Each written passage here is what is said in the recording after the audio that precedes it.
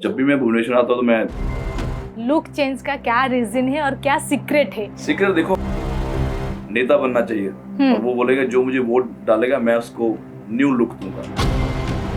मेरे को ज्यादा ध्यान मत दो, मैं पहले से सही हूँ। क्या ऐसे लिखते हैं आप? बहुत मार खाई, लेकिन अभी राजनीति में एंट्री आपका होने वाला मैंने है। नहीं कहा।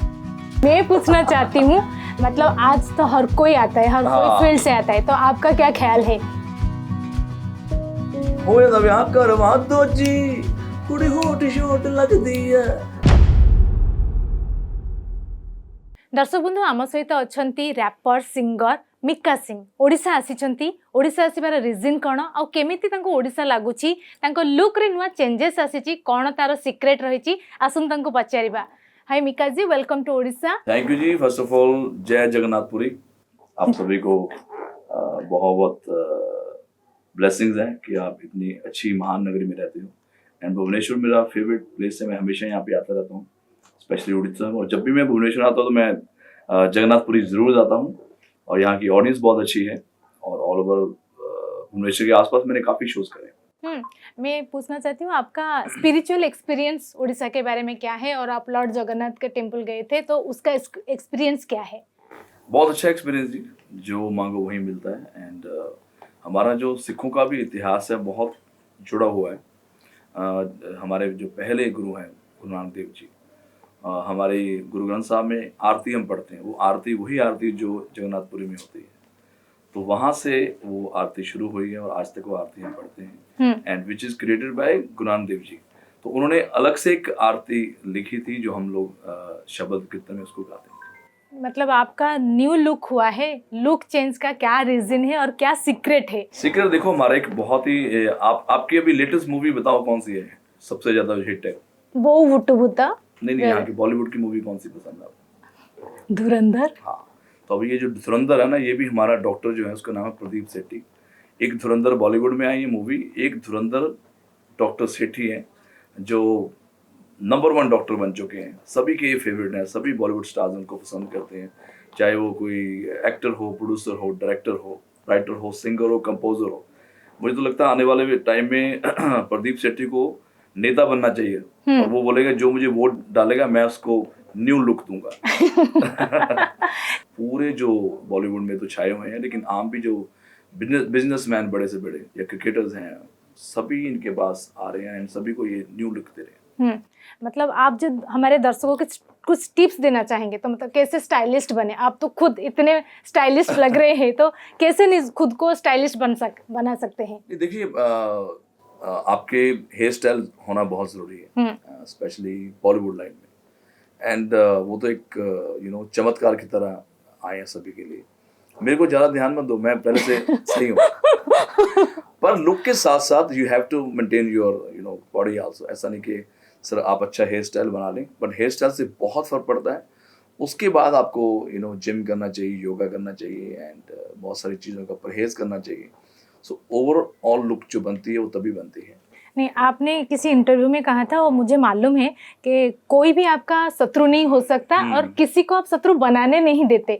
तो हमें भी वो सीक्रेट शेयर कीजिए, क्योंकि आजकल कोई ना कोई इंसान का तो माने पीछे से कोई ना कोई आदमी होता है उनको लेग पुल करने के लिए। तो सीक्रेट एक्चुअली ज़्यादातर तो आप इग्नोर करो और थोड़ा पेशेंस होना चाहिए, थोड़ा इग्नोरेंस रखना चाहिए। और दूसरा है कि कोशिश करो, अगर आपका कोई क्लोज फ्रेंड नाराज़ है तो आप उसको मनाने की कोशिश करें। एंड बाकी टाइम्स आजकल अच्छा टाइम है, सभी लोग बिजी हैं अपनी अपनी लाइफ में।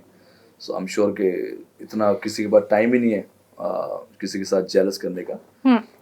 बट मैं तो यही हूँ, मैं उसको मिलके जो भी नाराज़ होता है उसको मैं मना लेता हूँ। मतलब कुछ तो सीक्रेट होगा। कैसे? मतलब जो आप मुझसे मतलब दुश्मनी है, मुझे कैसे मनाएंगे मैं आप? कभी भी मैसेज भेजता हूँ अपने दोस्त को। जैसे मेरे एक डॉक्टर शीमा करके हैं, बहुत सारे ऐसे दोस्त हैं जो नाराज हो जाते हैं 2-2 साल, तो मैं सीधा ही लंबा सा मैसेज भेजता हूँ तो वो ठीक हो जाता है, खुश हो जाता है। मतलब मैसेज में क्या ऐसे लिखते बहुत हैं सारी आप? गालियाँ देता हूँ प्यार से, हाँ। डांटता हूँ और उसको पूरी याद कराता हूँ, देखो बचपन में ऐसे थे ऐसे थे ऐसे थे। तो दोस्त मेरे मान जाते हैं और कोई दुश्मन भी रहता है उसको मैं मना लेता हूँ। आप अपने घर में सबसे छोटे बेटे हैं। जी जी जी। तो छोटे बेटे का क्या नुकसान है और क्या फायदा है? देखो पहले तो मैंने बहुत मार खाई, लेकिन अभी जब से मैं थोड़ा सा मैंने होश संभाला है और अभी मैं काफ़ी थोड़ा मैच्योर भी हूँ। बहुत सारी मेरी फैमिली मेम्बर्स हैं, बहुत सारे मेरे रिश्तेदार हैं।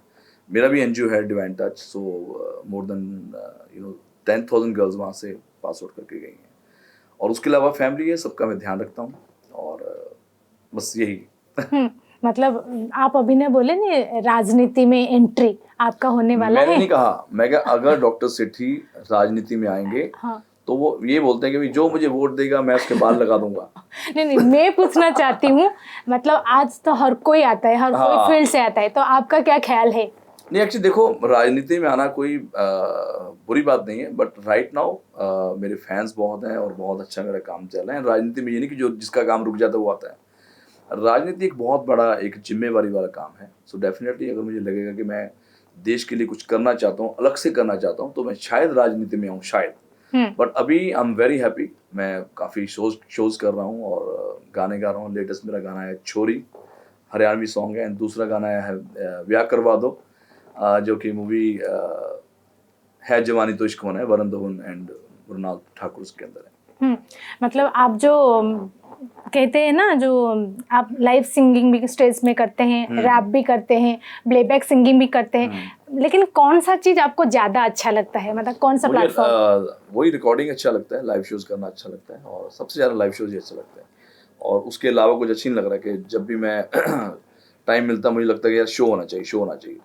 सो जो मेरा मैनेजर है वो ज़रा परेशान हो जाता है कि एक बार मैं यहाँ से यूएसए गया था, दूसरे दिन आके मैंने थाईलैंड में शो किया है, तीसरे दिन मैंने इंडिया में किया है, मतलब 4 डेज में 3 कंट्रीज में मैं हो गया हूँ।